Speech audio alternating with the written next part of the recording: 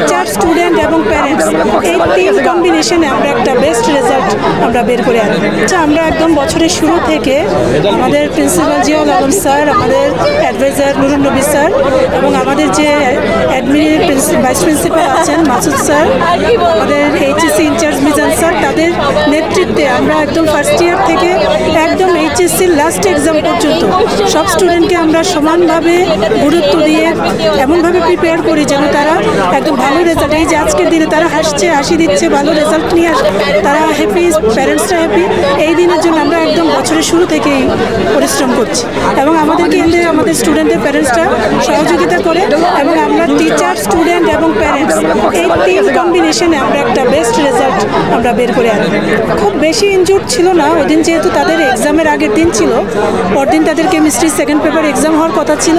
আমাদের এইচএসসি ক্যান্ডিডেটরা ওই দিন ক্যাম্পাসে ছিল, যেই কারণে তারা ইনজুর্ড হয়নি। তবে খবর পেয়ে অনেকেই আশপাশ থেকে এসেছে, সামান্য ইনজুর্ড হয়েছে।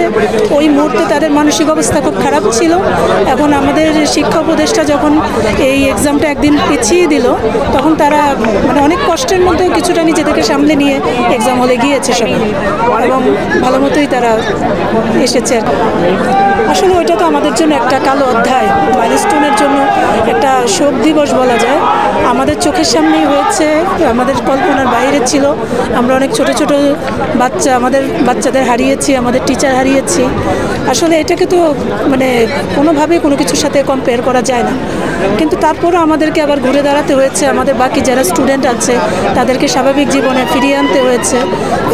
তারপরও আমাদের যে মানসিক যে অবস্থাটা আছে, ট্রমা থেকে তাদেরকে বের করে আনার জন্য আমাদের অ্যাডভাইজার স্যার এবং প্রিন্সিপাল স্যার অলওয়েজ আমাদের কাউন্সেলিংয়ের ব্যবস্থা করছে স্টুডেন্টদের।